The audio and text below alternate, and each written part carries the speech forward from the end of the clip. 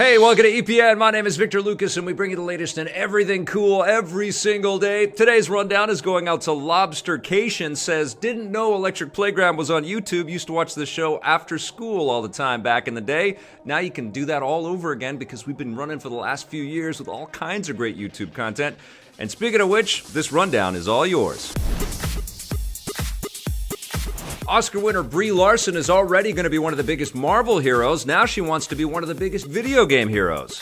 The star of the upcoming Captain Marvel wants to play Metroid hero Samus Aran on the big screen. She recently posted photos of herself dressed up as Samus for Halloween on her official Instagram page, wearing the character's iconic blue Zero suit. Then, when asked by a fan on Twitter if this is the closest we'd ever get to a Metroid movie, Larson herself responded by saying that she hopes not because she wants to make a Metroid movie herself. She's also begun retweeting fan art of her in the Samus Aran power suit. There are currently no official plans for a Metroid film adaptation, but Nintendo is working on adaptations of several other properties, so a big star like Brie Larson wanting to make a Metroid film could be enough to get them and other studios interested in the idea. In the meantime, Captain Marvel hits Earth in March, and Samus Aran hits Super Smash Bros. Ultimate in December. Alright, you guys, I think Brie Larson should absolutely be Samus Aran, and please, Nintendo, hear the call, make this movie. Metroid is an unbelievably cool property. You can kind of see how they would make it. It's kind of like a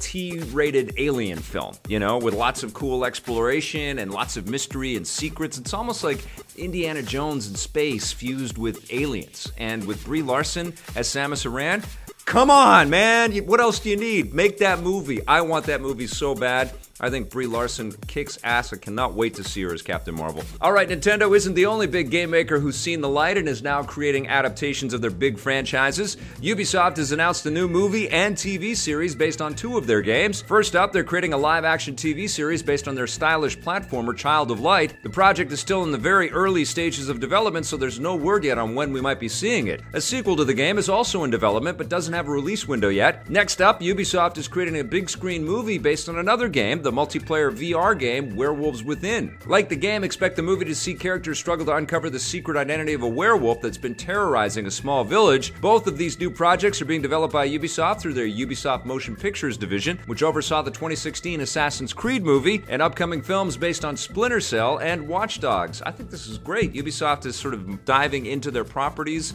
and kind of checking to see what might work in a kind of narrative direction, in a linear narrative kind of style. I think this is a really smart idea on their part. I loved Child of Light. I didn't really play the Werewolves Within game, but I heard pretty cool things about it. I played Child of Light with my kid, and she was totally transfixed by the beauty of that title. That sounds damn cool to me.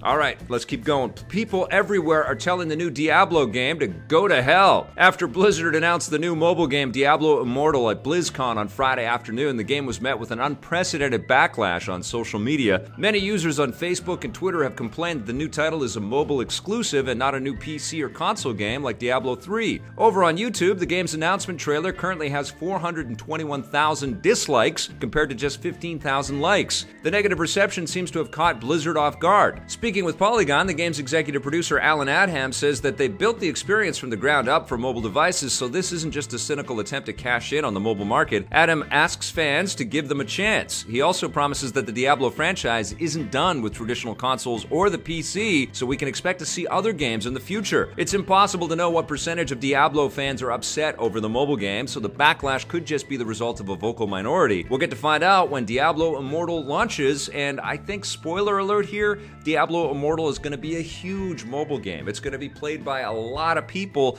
The install base for tablets and smartphones is massive. And why wouldn't Blizzard want to continue to work in that, very lucrative playing field and make a lot of players happy in that space? They've done that with Hearthstone. They know what they've got with this property.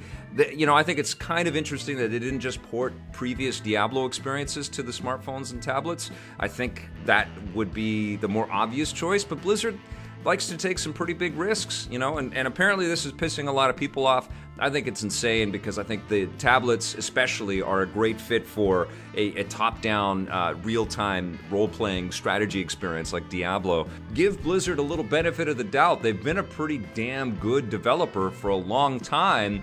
Let them try some new things. I guess this is kind of akin to the backlash that Electronic Arts got with the Command & Conquer mobile reveal last year. You can't really argue too much with that. These are companies, these are corporations, they have businesses to run, and they also have customers to target and to bring into their fold. And like we've seen even with Nintendo, a lot of what's happening, you know, with things like Pokemon Go or Animal Crossing Pocket Camp or Super Mario Run, is they're pushing people back to the main experiences that Nintendo likes to deliver out there on their own consoles. I think this is ridiculous. I feel like Diablo Immortal should be given the benefit of the doubt, just like Blizzard is asking.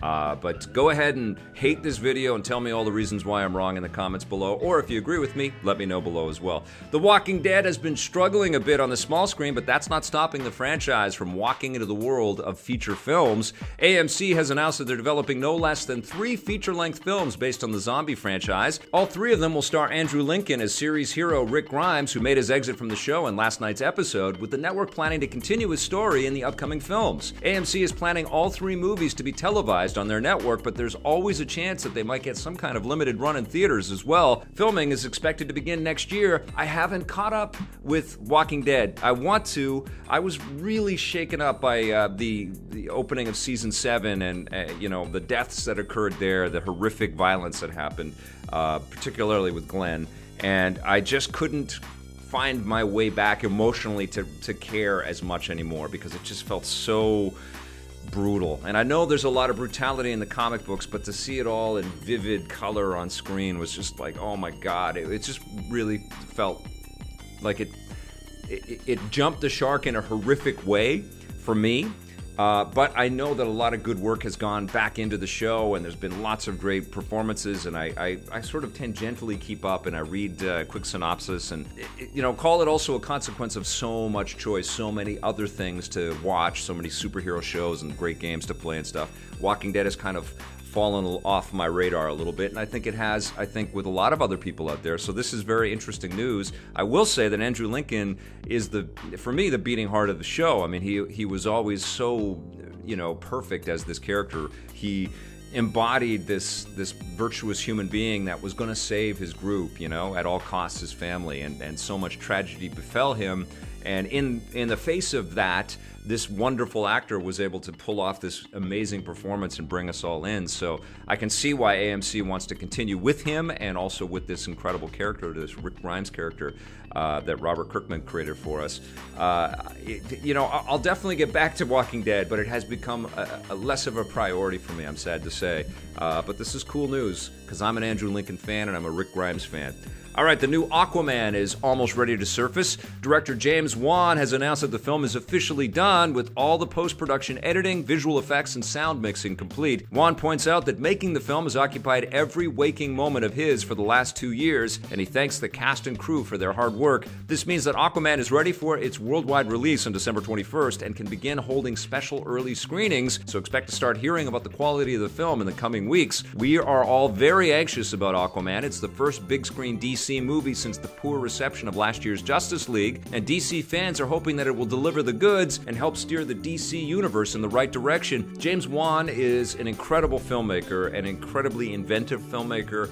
He's done horror movies with real style and panache, and has scared us with his ingenuity and his you know, his clever cinematic tricks and stuff, but he's never really been given a budget of this scale, and I can only imagine the pressure that he's under, because Aquaman, as we all know, is an easy character to kind of poke fun at.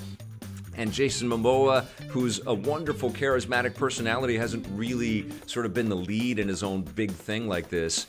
So there's a lot of pressure on all of these people to kind of deliver the goods here. Of course, the expectations are probably a little bit, you know, lowered, since the DC movies have been all over the place.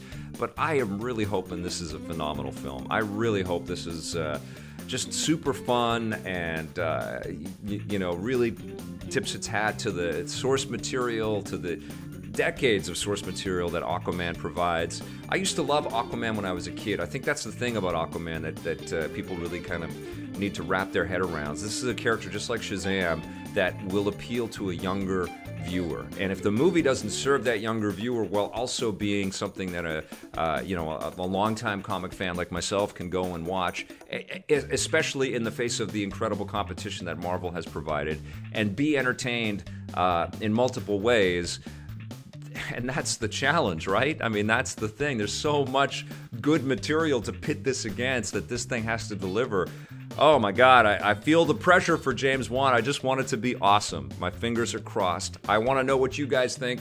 Are you excited for Aquaman? Have you given up hope on DCEU?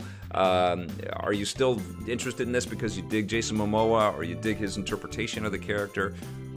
I'm definitely rooting for everybody involved. There's a good cast in here. Looks like they're having fun, and the visual effects look pretty damn cool.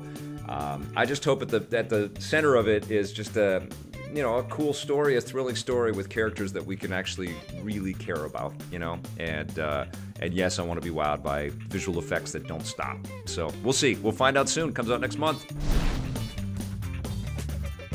All right, you guys, that's going to do it for our rundown today. Thank you so much for watching. We'll be back again tomorrow with another episode. In the meantime, check out all the other content that we have. And if you dig our stuff, you can hit subscribe. You can hit that little bell. You can hit that join button and become an EPN member. And don't forget that we have merch to sell, and we have a link on our epn.tv website. It's epn.tv/merch. And you can find out how to pick up awesome coffee like the Espresso Playground and the hoodies and the t-shirts and the phone cases and other things that we have on our other vendors as well. Thanks for watching, everybody. Play forever.